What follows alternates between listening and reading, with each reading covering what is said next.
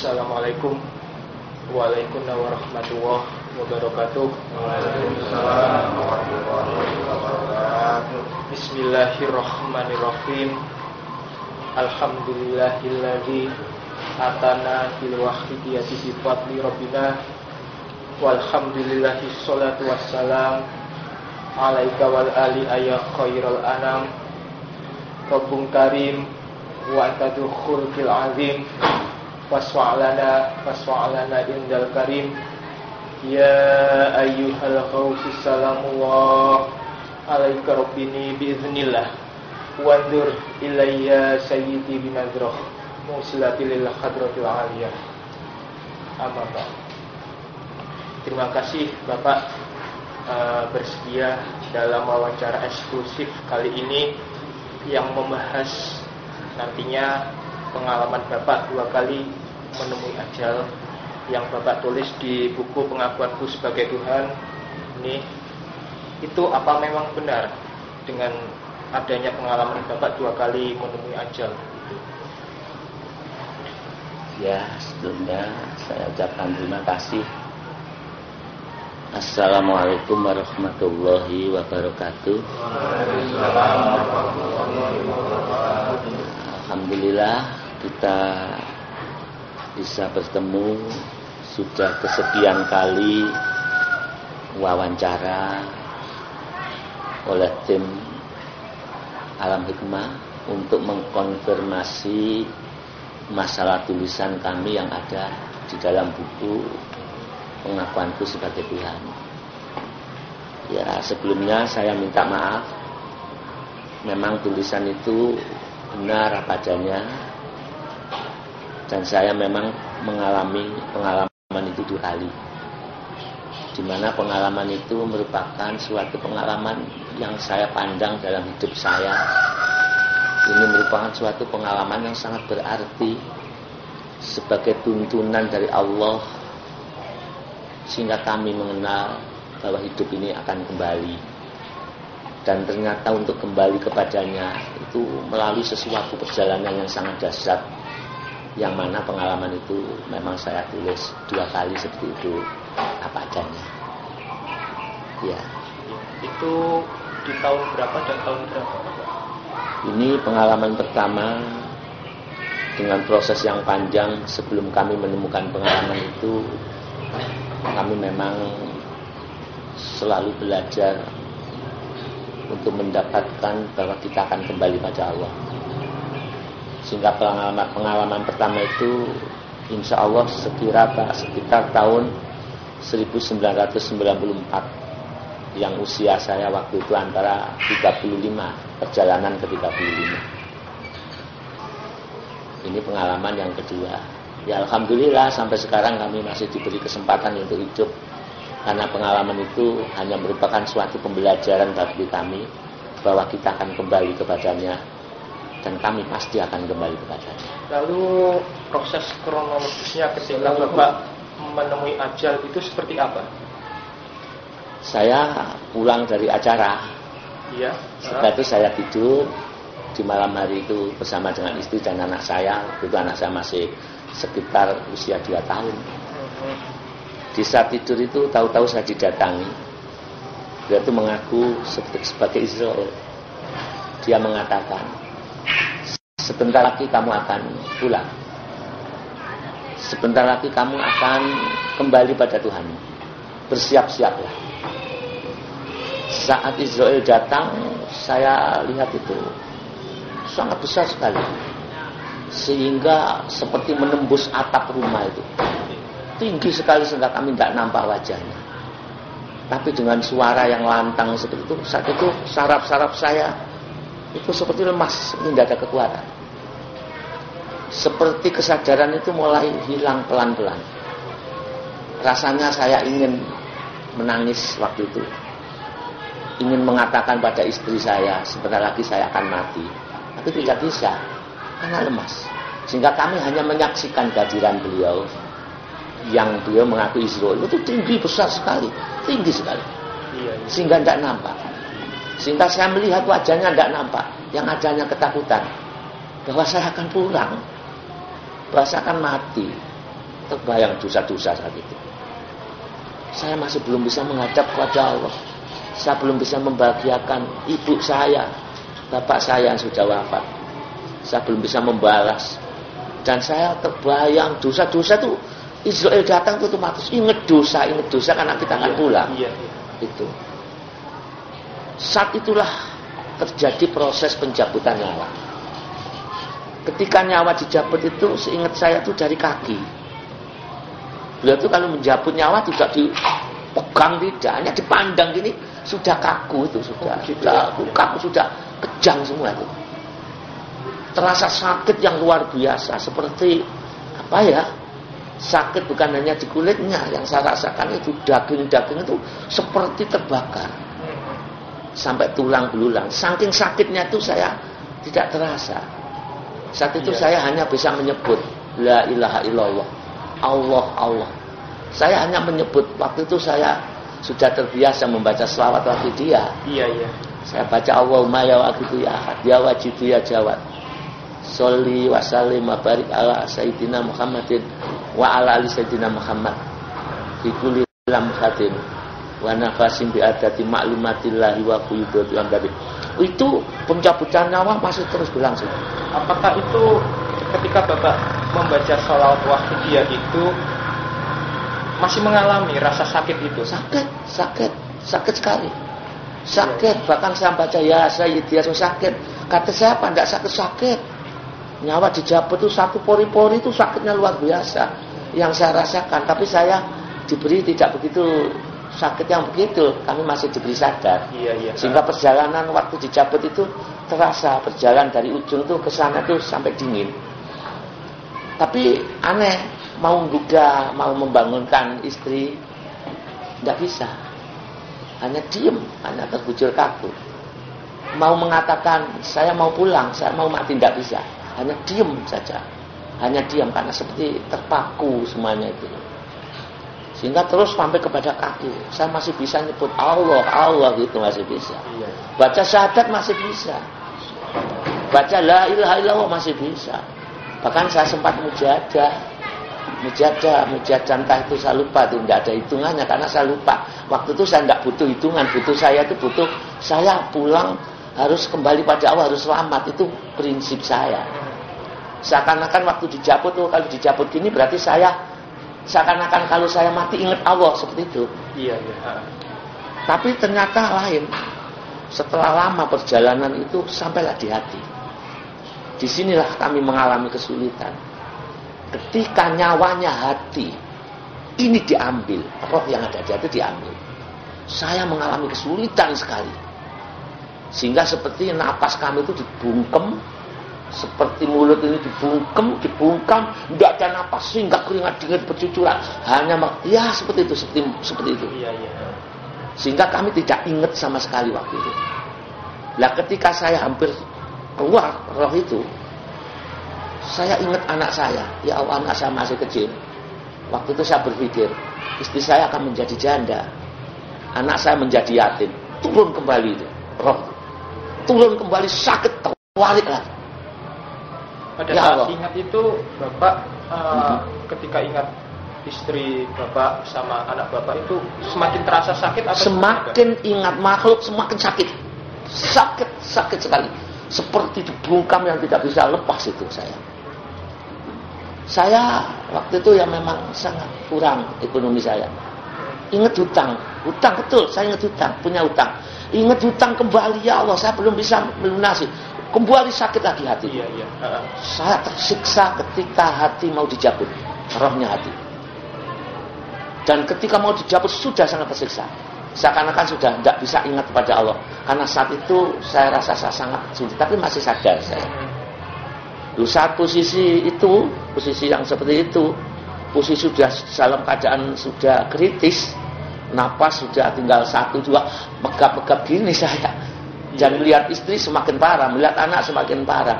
Saat itu seakan saya tidak boleh diganggu oleh siapa-siapa. Karena saya harus ada fokus kepada Allah. Itu saya kira mudah, ternyata tidak mudah. Karena kita harus kenal dulu dengan Allah. Ternyata kenal Allah tidak hanya dengan akal, ternyata Hati harus kenal waktu itu, tapi saya tidak bisa waktu itu. Tidak kenal, sulit sekali. Kita matur ingat Allah itu saya bingung. Allah apa ini? Lupa saya, tapi Allah apa ini keucapan itu? Karena hati belum bisa menghadap. Betul, jujur. Terus tahu-tahu dalam posisi gawat itu saya mendengar suara. Ya, moga-moga insya Allah itu suara ya beliau anhu ya, maaf ya, tidak saya sebut ya. Itu seperti apa, Bapak? Dia tuh bilang begini. Istighraq gitu. Berapa kali itu? 2 kali insya Allah. Istighraq, keras suara itu menjerit. Bukan hanya itu, tahu-tahu pikiran saya sakit yang ada di dalam pencabutan itu seperti ditenggelamkan. Seperti ada tangan yang memasukkan. Ternyata dari pikiran itulah yang membuat orang sakit. Dari memori akal inilah membuat orang terasa sakit. Ternyata itu ditenggelamkan di sini. Semua rasa itu ditampung di dada ini. Saya dituntun dirasakan di sini. Ketika dituntun di sini itu pun teruskan, lepas, tenggelamkan, istighraq, tenggelamkan. Kamu harus masuk ke samudra tauhidnya Allah. Kamu bukan siapa-siapa, terus kembalikan. Dan itu saya coba mengikuti petunjuk dan seperti ada tangan halus yang menuntun kami itu dari arah seperti roh itu turun ke hati, turun ke dada, terus dilepas sehingga saya tidak merasa apa-apa. Saat itulah kami merasakan maaf yang begitu berat, sakit yang begitu hebat, yang satu jengkal pori-pori terasa sakit, itu terasa hilang sakit itu. Karena ada yang nuntun, kamu harus menenggelamkan ke dalam samudera tauhidnya yang maha kuasa. Dan saya seperti diantar ke sana. Ternyata saya rasakan itu tidak ada rasa apa-apa. Kalau saya sebut itu nol itu. Jadi merasakan nol itu merasa bahwa saya ini makhluk. Tidak ada apa-apa. Semua yang adanya Tuhan. Nah perasaan itu yang membantu kami itu hati menjadi tenang dan hati tidak merasa sakit lagi. Sehingga kami sudah seakan-akan siap untuk kembali kepadanya. Iya. Ya waktu itu ya maaf. Setelah posisi saya sudah siap untuk dicabut. Tahu-tahu kesadaran saya dikembalikan. Orang yang tinggi besar itu memandang kami, terus meninggalkan kami, sehingga kami bisa bergerak. Ku pegang dada saya waktu itu. Ya Allah, saya mengalami hampir mati pertama kali itu. Tidak terasa waktu itu air mata, menangis. Syukur saya masih diberi kesempatan untuk mengenang dosa saya. Syukur saya masih diberi kesempatan melihat bahwa saya masih jauh dari Allah Subhanahu wa Ta'ala. Padahal saat itu seakan-akan saya sudah dekat. Ternyata ketika mau dicabut hati lupa pada Allah. Karena sakit yang mengganjal untuk ingat pada Allah. Ini pengalaman saya yang pertama. Saat itu saya menjadi pendapat, jadi jalan untuk meninggalkan dunia yang fana. Untuk kembali pada Allah, ternyata harus tenggelam, tidak merasa apa-apa. Kita tidak boleh mengaku semacam milik Allah kita kembalikan. Ternyata itu yang membuat hati akan siap untuk kembali kepada Allah. Oleh karena itu dari pengalaman ini, ya saya yang mujahadah itu masih jauh. Karena mujahadah itu harus dirasakan dan harus melatih roh itu harus siap untuk kembali kepada Allah. Dan waktu itu saya tidak siap, seakan-akan hanya akal siap mati, seakan-akan sudah siap. Tapi ternyata roh kita tidak siap untuk dijabut. Karena ketika dijabut saya masih tolak-toleh, masih ingat itu. Ternyata semakin berat sakit itu. Dan saya merasakan bukan hanya katanya saya merasakan sangat berat. Napas tinggal 1-2 terasa berat. Ya andaikan itu terjadi dijabut, nah, saya tidak tahu saya sudah. Entah itu su'ul khotimah atau husnul khotimah saya tidak bisa menjamin itu karena saya ternyata hati saya waktu itu masih belum ingat. Ketika kembali pada Allah masih ingat yang lain-lain. Belum fokus pada Allah. Ini pengalaman yang pertama. Dari pengalaman pertama itu saya kira sudah cukup. Tapi tidak. Terus yang saya tulis di buku pengakuan kepada Tuhan itu memang benar. Ya insya Allah itu di tahun 2010. Nah, itu kan masuk ke rumah saya ada itu. Iya. Itu memang saya merasakan itu, paginya saya akan cerita. Di sore hari itu saya datangi suara. Persiapkan nanti kamu akan pulang kembali pada Allah. Saya terkejut. Saat itu hati saya amatur. Secepat inikah saya akan meninggalkan anak istri saya? Saya begitu. Iya. Saya belum berjuang dengan sungguh-sungguh. Begitu hati saya. Tapi ketika saya bilang begitu itu tahu-tahu ini seperti dijabut memori saya itu di otak kecil itu. Setelah itu dijabut itu panas sekali nih. Kalau dulu saya kan dijabut kaki ya. Iya. Kaki posisi memang saya berbaring, itu posisi saya sadar. Ternyata waktu itu saya mendapat pengalaman yang dijabut itu memori akal saya. Sehingga saat saya secepat itukah ya Allah seperti protes. Iya. Bahkan malah salah itu. Saya rasa langsung diputus ini. Ketika diputus sakit luar biasa yang saking sakitnya sehingga saya tidak sadar kalau saya itu sakit. Sehingga saya tidak tahu dengan diri saya sendiri waktu itu. Berarti tidak merasa apa-apa? Tidak, saya tidak, saat itu dicabut saya tidak merasa apa-apa. Tidak ingat bahwa saya ini siapa. Saya tidak ingat. Ketika istri saya menyuruh saya makan, ya makan. Tapi tidak ada rasa waktu itu. Pokok makan. Ya waktu itu nemuni diiti kan saya kan ngomong tapi tidak ngerti. Yang saya omong itu apa, jenengan ngomong itu apa, tidak ngerti.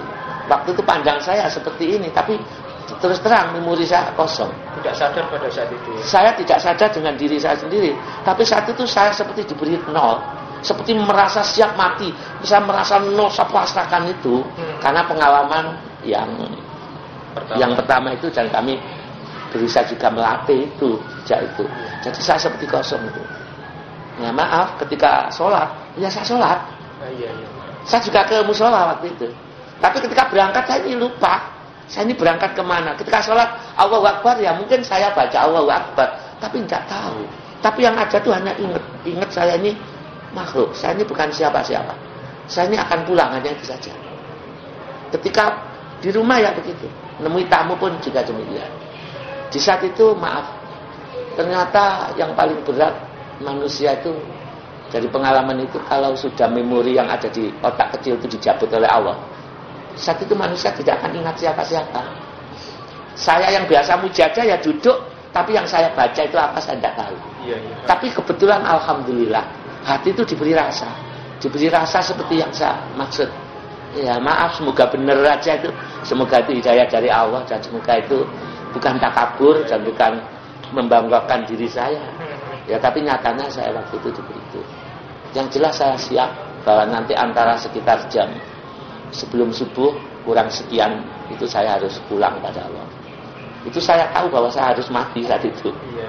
Karena suara itu sudah langsung memutus saraf-saraf yang ada di otak kecil saya. Dari pengalaman Bapak yang pertama itu terbayang istri Bapak sama kalau yang kedua, yang dua ini seperti apa? Enggak ingat apa-apa. Ya. Karena memori itu sudah memutuskan semua. Kalau yang dulu memori masih ada, hanya rasa sakit sekali. Kalau ini saya tidak pernah merasa sakit, tidak merasa apa-apa, cuma merasa semua makhluk itu seperti tidak ada, perasaan itu hampa. Yang ada itu perasaan, ada satu perasaan yang ditanam ini, saya mau pulang, hanya itu aja. Iya. Dan saya mau pulang, karena saya ingat perasaan saya itu tidak ada apa-apa. Yang tidak ingat istri, tidak ingat anak. Sekarang logikanya. Jangankan ingat zikir Allah, ingat sholat, ingat diri sendiri itu waktu itu sudah tidak ingat kalau memori itu sudah diputus. Iya. Nah ini saya bayangkan bagaimana kalau tidak ditolong oleh Allah, tidak dapat syafaat, kita bisa husnul khotimah ya. Kalau posisi sebelum mati ingatan ini sudah diputus. Sehingga saya punya gambaran, kalau manusia mau meninggal dunia, hukum jasad sudah tidak berlaku karena sudah diputus oleh Allah. Hukum memori akal sudah saraf-saraf sudah dibuntu. Sehingga saya menemukan yang berlaku ketika manusia meninggalkan dunia saat perjalanan sakaratul maut pulang kepada Allah, yang berlaku memakai hukum roh. Karena hukum pikiran sudah dimatikan di dunia ini karena tidak boleh masuk ke alam sana. Waktu itu ya mungkin saya diberi mungkin ya. Kok roh saya kok diberi tenang, tidak ada rasa takut, hanya siap apapun yang terjadi. Beda kalau yang pertama itu ya. Pertama takut karena memori masih ada. Jadi ya mungkin maaf hadirin pendengar atau yang melihat tayangan ini. Maaf kalau memang ini benar. Kalau memang ini benar, Bapak, saudara-saudara saya akan merasakan seperti saya. Ketika nyawa, roh atau memori di otak ini sudah diputus oleh Allah, karena harus putus, memang harus putus. Kita tidak pernah ingat memakai hukum akal. Kita tidak pernah ingat hukum lahir. Yang ada roh diperkenankan sowan apa tidak gitu loh. Saya malah jadi ingat itu, ya ayat Tuhan nafsul mutmainnah irji'i ila rabbiki. Irji ila rabbiku, rasain nanti itu, harus saya rasakan. Ya, mungkin itu insya Allah. Insya Allah. Jadi hadirin yang mendengar ini, tolong, kalau ini benar dari Allah, benar, pasti saudara-saudara saya akan merasakan seperti itu. Kalau merasakan itu harus dilatih, roh ini menghadap pada Allah. Dilatih nol itu, ya nol itu yang ada hanya Allah, dilatih. Diturunkan yang seperti dulu. Dari pikiran itu turunkan ke hati kita. Kita kembalikan semua milik Allah. Setelah nol itu ya jadi kembalikan. Maka saya ingat dawuhnya Sayyidina Ali. Ketika Sayyidina Ali mengalami proses, ingat rohani itu di dalam dawuh-dawuh tasawuf itu, beliau itu berkata begini. Wa fi fana'i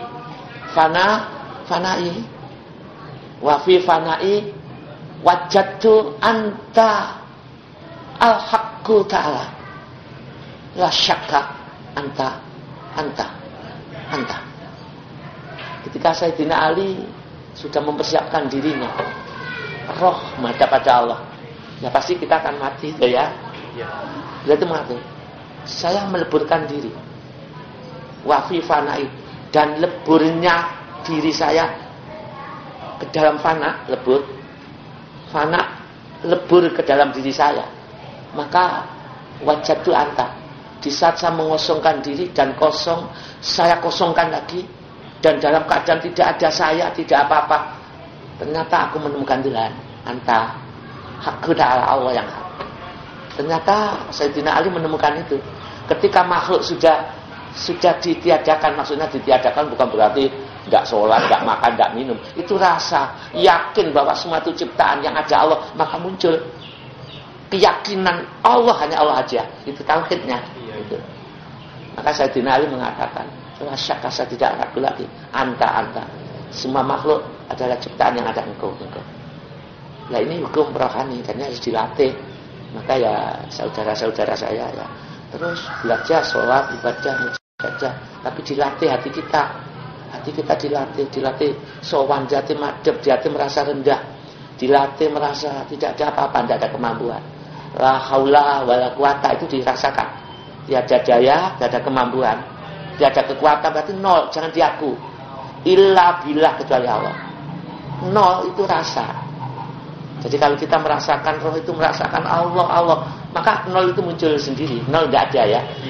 Maaf saudara, nol bukan ajaran ya. Nol itu rasa. Ketika lillah billah, la haula wala quwata turun di sini, nanti itu nol, dan nol, perasaan nol itulah yang nanti mengantarkan kita kalau pulang itu diberi oleh Allah mudah, tidak ada ganjalan. Karena yang adanya Tuhan, yang adanya Allah. Karena yang ada la ilaha illallah jadi rasa. Dan nanti jadi pembuktian ketika pulang di hadapan Allah. Itu husnul khatimah. Wahdahu la syarikalah, karena Allah Maha Esa dan tiada seperti baginya. Jadi hadirin ya pada wawancara itu, pengalaman itu memang saya rasakan, dan saya mau diwawancara ini karena mungkin saya hanya mengharap semoga ada manfaat bagi saudara-saudara saya dari pengalaman saya, supaya kita lebih siap. Jangan siap untuk mengandalkan amal, tapi siap untuk mengandalkan Allah yang memiliki segala-galanya. Jangan andalkan diri kita, jangan apa, andalkan Allah, karena kita akan kembali kepadanya. Jadi sebelumnya saya juga takut untuk diwawancara ini, karena ini peristiwa yang tidak rasional. Bisa saja ada pro dan kontra. Maaf yang pro atau yang kontra, lepas dari itu. Saya hanya moga saja ini manfaat gitu loh. Karena kita akan pulang, pasti akan mati. Karena mati itu hakikatnya lepasnya roh dari bungkus casing kita ini casing, dan kita akan pulang. Nah casing kita nanti kalau mati membujur kaku. Mungkin saudara kita akan membawa kita ke kuburan, dimasukkan dalam tanah, tapi roh kembali pada Allah. Nah kembali pada Allah itu harus Allah yang Esa. wahdahu la syarikalah, kita harus lebur. Dan ini yang saya rasakan. Jadi para pewawancara itu pengalaman itu benar. Dan kami mengharap semoga ini menjadikan pelajaran bagi kami dan saudara-saudara kami, dan yang mau membawa materai, yang menginginkan pelajaran dari itu. Tapi kami, maaf, ini hanya kebodohan saya saja. Saya berani diwawancara ini menunjukkan bodoh saya ya, ini bodoh banget saya ini. Tapi saya masih mengharap dengan kebodohan ini moga ada manfaat. Cari guru yang nuntun supaya jiwa kita ini bisa sowan pada Allah. Ya maaf, saat itu saya tidak ingat apa-apa memang. Tapi saya waktu itu siap. Maaf, ketika kami tidur, ya nggak tahu. Ya mata terpejam, tapi bukan tidur, nggak tahu. Ketika saya tidur berbaring dengan istri saya, waktu itu saya tidur dengan istri saya. Ya tidur dengan istri, tapi saya nggak tahu dengan siapa, nggak sadar. Yang jelas waktu itu saya hanya menunggu. Jadi waktu itu saya pada pukul berapa sampai subuh itu hati saya itu seperti diberi rasa apa itu disebut fana, apa saya tidak tahu ya. Sudahlah, tidak usah memikir itu. Pokoknya saya diberi rasa itu. Sambil menunggu datangnya Israel menjemput kami. Saat itu tidak ada bayangan saya selamat atau tidak ada selamat. Yang ada bayangan saya akan pulang, hanya itu saja. Dan ketika saya pulang, saya tidak menyadari kalau saya ada. Yang jelas yang ada itu perasaan saya hanya satu. Perasaan itu saya rasakan betul dan membuat saya begitu itu. Tapi saya tunggu waktu itu seperti hanya satu saat saja. Jadi perjalanan awal sampai akhir itu seperti 1 detik menurut perasaan hati saya. Setelah saya sadar. Tapi ketika saya sadar itu saya mendengar menjelang subuh itu ada qiraatul Quran di masjid itu, sebelum ada sholat subuh kan ada ya qiraat itu. Itu saya mendengar Al-Quran dibaca di masjid itu. Setelah saya mendengar suara Al-Quran, saat itu saya sadar, ini suara Al-Quran. Saya mengapa di sini? Saya tadi sholat, perasaan saya itu justru merasa tenang. Mengapa saya setenang ini? Ada apa dengan hati saya? Seakan-akan saya hidup baru lagi. Karena saat dalam proses tidak mengenal siapa-siapa, perasaan hanya Allah itu, apa itu ya yang disebut ala bidzikrillah tatma'innul qulub? Apa ya itu? Tapi saya tidak yakin orang sekotor saya kok diberi itu. Saya masih tidak yakin. Tapi saya merasakan itu. Setelah itu masih terasa seakan kembali. Pulih pelan-pelan sehingga terdengar azan subuh. Sehingga saya bisa sholat subuh secara syariat menurut saya dengan benar. Saya pakai wudu dan lain-lain. Saya nyadari dan saya makmum itu. Itu saya sadar. Tapi setelah sadar itu hati itu ketenangannya luar biasa. Sehingga saya itu menangis tapi tidak tahu yang saya tangisi apa, tidak tahu. Air mata itu tumpah, saya tumpah gitu. Tapi bahagia banget. Apa itu kata orang-orang bertemu dengan diperkenankan mengenal Tuhan, apa itu tidak tahu. Tapi air mata itu tumpah, tapi bahagia banget saya itu waktu itu. Ya ini pengalaman itu. Sampai setelah subuh saya mujadah memakai kebiasaan saya memang saya walaupun juga membaca salawat yang lain, saya juga membaca salawat wahidiyah. Dan salawat wahidiyah itu saya istiqomahkan.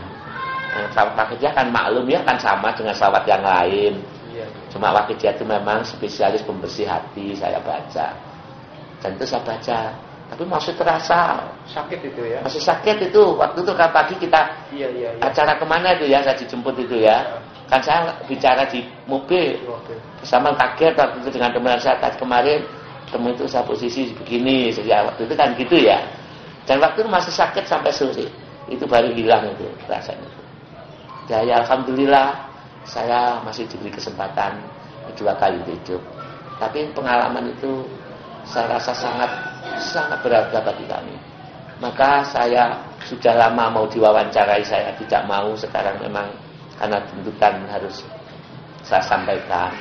Bukan karena kebanggaan, karena mati bukan kebanggaan. Bukan karena unsur apa, tidak.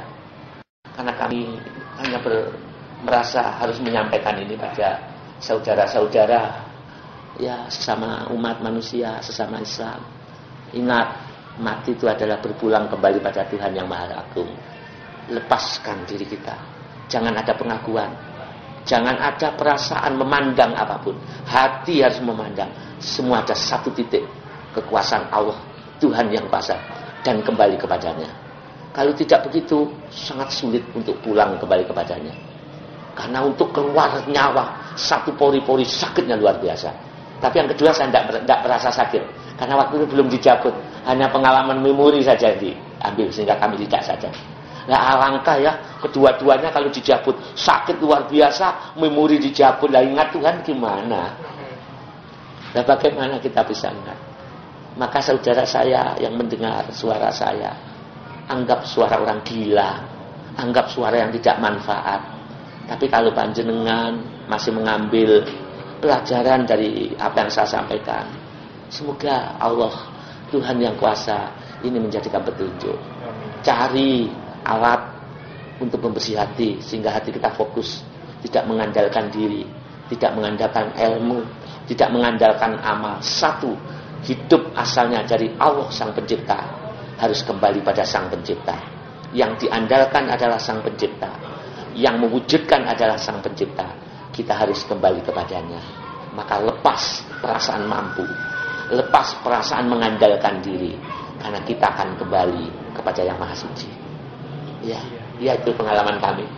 Nah, mungkin apa saja mungkin ditanyakan itu. Dari pengalaman Bapak yang pertama dan kedua. Maaf ya, saya minum ya. Bismillah. Dari pengalaman Bapak yang pertama dan kedua, apa yang Bapak ambil pelajaran pada saat itu? Apakah itu kronologis Bapak menemukan rasa nol pada saat itu? Iya. Tapi kan orang kan tidak tahu itu ya. Tidak tahu itu memang rasa saya. Saya merasakan itu. Ternyata mutlak harus nol menurut saya. Sebelum kembali pada yang kuasa, mutlak harus nol. Jangan ada pengakuan walaupun satu biji. Satu biji sawi, satu biji atom perasaan aku mengganjal perjalanan kita kepada Allah. Karena yang ada hanya Allah, kok kita beri satu debu perasaan selain Tuhan. Ini yang mengganjal itu perasaan itu. Maka persiapan untuk meninggal dunia lepas dari semua pengaruh yang ada. Itu yang kami sebut nol. Iya. Nol itu rasa. Nah, ternyata nol itu harus melalui bimbingan. Orang nggak bisa nol kalau nggak ada ajaran-ajaran. Ajaran agama, ajaran Al-Quran. Ternyata di Al-Quran itu ya lillah itu, ikhlas, lillah billah itu. Lalu dirasakan berarti manusia jangan mengaku. Jangan mengaku ya apa-apa sudah lah. Maka saya ingat ya itu di surat Az-Zumar itu. Allah sendiri mengatakan innaka mayyitun wa innahum mayyitun. Sadaqallahul adzim, surat Az-Zumar ayat 30. Ya terserah apa itu. Tapi yang jelas kitanya adalah mati. Sesungguhnya kamu adalah mati. Atau akan mati. Kalau akan mati ya siap kok. Wong akan mati kok merasa hidup. Wa innahum mayyitun, dan semua mati, dan semua adalah mati, akan mati. Bahkan dalam hadis mutu qabla an tamutu, jadi itu diterangkan. Matilah kamu, persiapkan mati sebelum kamu mati. Jadi yang disebut mati itu matikan pengakuanmu, jangan mengaku. Oh, itu miliknya Tuhanmu kok kamu ngaku. Kita lahir kan enggak bawa apa-apa toh. Iya. Kita lahir kan enggak ada asalnya. Sekarang diajarkan mengapa kok merasa ada. Itu harus disadari semua, itu hati. Tapi kan kita kan masih, saya jenengan kan masih sholat, ya punya istri, kan tidak merubah lahirnya, tetap seperti manusia biasa. Iya. Itu rasa batin. Jadi kalau begitu kesimpulannya gini, ya maaf ya kalau salah. Likuli syai'in tariqun, segala sesuatu itu ada jalannya. Ya kalau saya rasakan likuli syai'in tariqun wa tariqul maut, ya kalau salah ya maaf ya. Jalannya mati ya. Ya itu tadi sudah. Istighfar itu tenggelam, jangan diaku. Kamu harus lepas dari pengakuan. Walau satu debu, lepas kalau ingin selamat. Lepas, jangan ada pengakuan. Sedikit mengaku kaya, dijabutnya 300 kali sabetan per jam. Luar biasa, satu pori-pori sakitnya luar biasa. Ya, maaf ya, apa ya rasanya? Sudah waktu itu sampai tidak sadar. Tapi waktu itu dengan bacaan-bacaan itu hanya mengurangi sedikit karena fokus dari bacaan. Tapi belum bisa. Tapi ya saya katakan tadi, paling berat nyawa itu setelah di hati. Timbul ini di tenggorokan ini yang paling sulit untuk keluar. Tinggal hanya 1 detik itu saja mestinya mati. Paling berat. Satu yang menentukan husnul khotimah itu dia. Coba bayangkan hanya sepersekian detik nyawa dikeluarkan, lah mestinya yang ada hanya Allah titik, Tuhan titik, makhluk nggak ada yang ada Tuhan. Karena innalillahi wa inna ilaihi raji'un. Kita milik Allah, kembali pada Allah yang ada harus mestinya Allah. Makhluk harus lebur. Karena alastu birabbikum qalu bala syana, itu harus terwujud. Apakah aku Tuhanmu? Benar saya Tuhanku. Saya menyaksikan. Ketika bersama Allah berarti yang wujud harus Allah. Kita harus merasa tidak ada. Karena yang wujud harus menang. Dan hukum itu yang nanti berlaku. Maka ya maaf, roh harus dilatih. Wirid, sholat, mujadah. Jangan hanya casingnya saja. Bukan hanya bungkusnya. Dilatih hati ini merendah, jelek, merasa. Dilatih di mana-mana. Di mana-mana. Dan dilatih merasa tidak mampu. Dilatih kosong. Dilatih hanya Allah yang ada. Nol. Bila. Dan setelah harus dilatih. Jangan ada waktu yang sia-sia. Maka dilatih. Nanti ketun. Nanti kalau sudah pulang, ketun ya. Kesempatan hanya sekali. Ya, kalau sudah keluar nyawa, lupa. Selama-lamanya ya celaka. Tapi ketika satu kali ingat Allah, selamanya bahagia. Hanya sekian detik yang saya rasakan dulu. Karena sudah di sini. Tinggal nunggu waktu. Itu. Kalau sudah mestinya makhluk. Tidak ada. Dirinya ada. Yang ada nyawa. Karena kita kembali pada yang macam. Mestinya begitu. Yang saya rasakan. Berat sekali. Berat. Jangan main-main dengan itu. Itu yang saya rasakan. Ya walaupun begini, saya tidak ada jaminan kalau yang ketiga mati husnul khotimah, tidak ada jaminan. Tidak ada jaminan. Ini perjalanan. Tidak ada kebanggaan. Bahkan maaf, saya mohon doa restu. Semoga ini bukan hanya tumbal. Sehingga saya nanti jangan-jangan yang mati tidak ingat Allah Subhanahu wa Ta'ala. Jangan-jangan saya yang nanti yang su'ul khotimah. Tapi saya menyampaikan, siapa tahu nanti manfaat ya kepada pendengar atau yang melihat tayangan ini. Maaf, anggap omongan saya ini adalah omongan bualan belaka. Anggap omongan orang gila yang tidak arti. Tapi saya masih mengharap ada pelajaran walaupun ini panjang. Anggap omongan orang yang tidak waras, orang yang salah. Memang inilah kebodohan saya. Tapi saya sudah menyampaikan, semoga Allah meridai kita semuanya, semua saudara saya, umat manusia dimanapun berada di dunia ini, siap sebentar lagi kita pulang. Jangan sesat di jalan. Ingat, hidup hanya sekali, harus berarti. Nol. Jangan merasa apa-apa, karena miliknya Dia, Allah, Tuhan yang Maha Suci. Merendah. Hamba adalah rendah. Hamba adalah ciptaan. Tidak pantas hamba merasa mampu. Hamba merasa tidak ada. Hamba merasa butuh kepada Sang Kuasa. Ini rasa, bukan akal. Turunkan di hati. Taruh di dada ini. Rasakan. Setelah itu lepas. Wa fi fana'i fana'i. Wa fi fana'i wajadtu anta. Ketika kita bisa melepaskan diri, meniadakan bahwa yang ada itu hanya yang Allah kuasa, anta, kita akan menemukan di dalam kefanaan itu sendiri. Maaf, jangan dianggap fana, tidak ingat apa-apa, tidak ingat diri. Maaf, ini hati rasa yang dirasakan. Rasul pun juga begitu, Sayyidina Ali pun begitu. Ya punya istri, ya sholat, ya bermasyarakat. Ini yang kami maksud.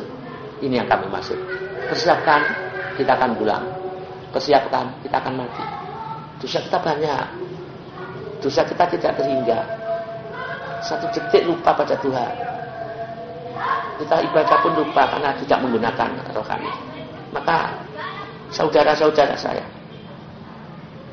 hukum roh harus dicari sekarang ini. Cari perbaikan mental, perbaikan hati, supaya kita kalau mati nanti sudah siap. Tapi ya jangan mengandalkan aku siap, jangan. Tetap hamba tidak mampu. Kembali kita mengandalkan Sang Pencipta. Demikian ya. Ini memang ini kejadian memang nyata. Dan itu memang saya rasakan. Kembali. Jangan mengharap ini saya baik karena adanya pengalaman ini. Ini adalah pengalaman saya, ujian saya yang terbesar. Diberi itu adalah ini ujian saya. Tetap saya tidak ada jaminan untuk selamat. Kami hanya berusaha dan kami hanya pasrah padanya. Titik akhir di tangannya. Karena kami adalah miliknya. Sejauh ini kita harus pasrah. Kita kembalikan. Porsinya ada di hati. Di kesadaran hati. Lahir, ya tetap aktivitas. Sebagai kepala rumah tangga, akui Bapak sebagai pimpinan. Bermasyarakatlah dengan baik. Ikuti syariatnya. Sesuai dengan agama Bapak, sesuai dengan keyakinan, ikuti syariat. Tapi pesan saya yang saya rasakan, hati, jiwa, jangan ada pengakuan. Jangan ada merasa satu debu mengaku. Kita ini ciptaan, tidak boleh mengaku. Itu harus rendah, nol. Maaf, nol bukan aja rasa itu. Ya, hadirin, maaf sekali lagi. Ini hanya bungkus semua. Kita akan kembali. Semoga Allah, Tuhan yang kuasa, meridhoi kita semuanya. Yang meliput atau yang mengikuti ini, yang mendengarkan, saya berharap kembalilah kepada Allah sebelum kita dipaksa kembali oleh Israel. Fafiru ila Allah, lari kembali kepada Allah. Ingat, wa qul ja'al haqq wa zaqal batil, innal batila kana zaqa. Ya, demikian. Untuk pertanyaan yang terakhir, mungkin pesan dan pesan kepada teman-teman yang baik yang melihat atau yang mendengar liputan ini, mohon untuk Bapak memberikan suatu pesan dan pesan seputar. Ya, terima kasih. Gimana ya? Kita hamba, jangan merasa jadi Tuhan. Kita hamba, buang penyakit ananiah, keaku-akuan. Satu kali merasa aku, sama saja kita mengorbankan pengakuanku sebagai Tuhan. Satu kali mengatakan aku pandai, sama saja mengatakan pengakuanku sebagai Tuhan karena aku pandai. Buang penyakit aku, buang nafsu anania dengan pengeterapan lilah bilah ditanamkan di dalam jiwa dengan mujahadah, karena mujahadah adalah kunci hidayah. Karena mujahadah merupakan kunci pertolongan Allah Subhanahu wa taala. Mujahadah pun harus tidak menggunakan bungkusnya. Lahir mujahadah, batin mengetapkan kerendahan sebagai hamba Allah. Hanya itu pesan saya.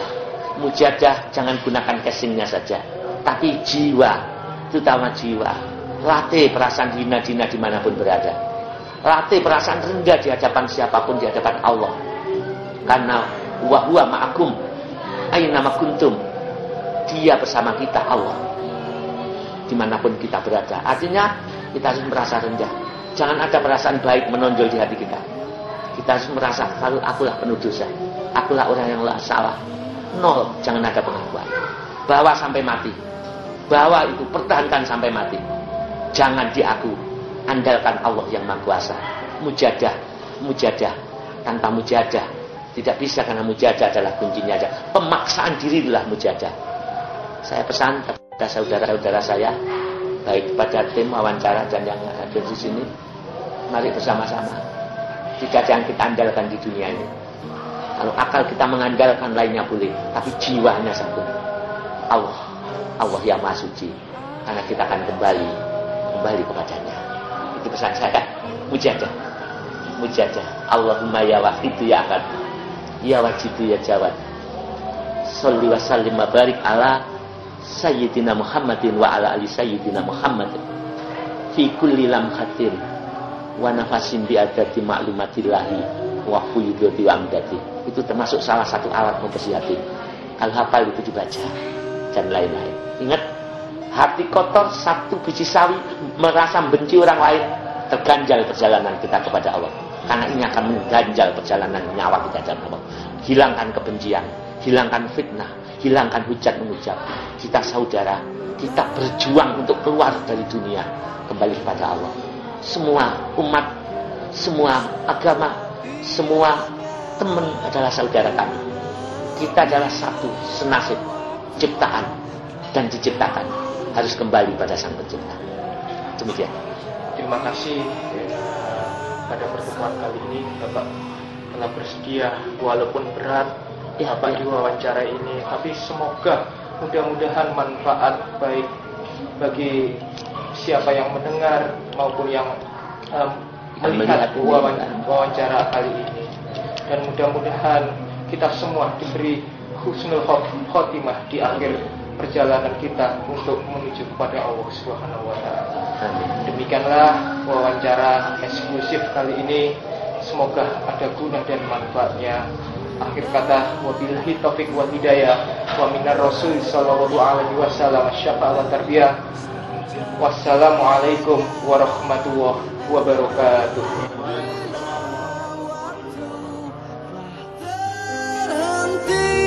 Teman sejati tinggallah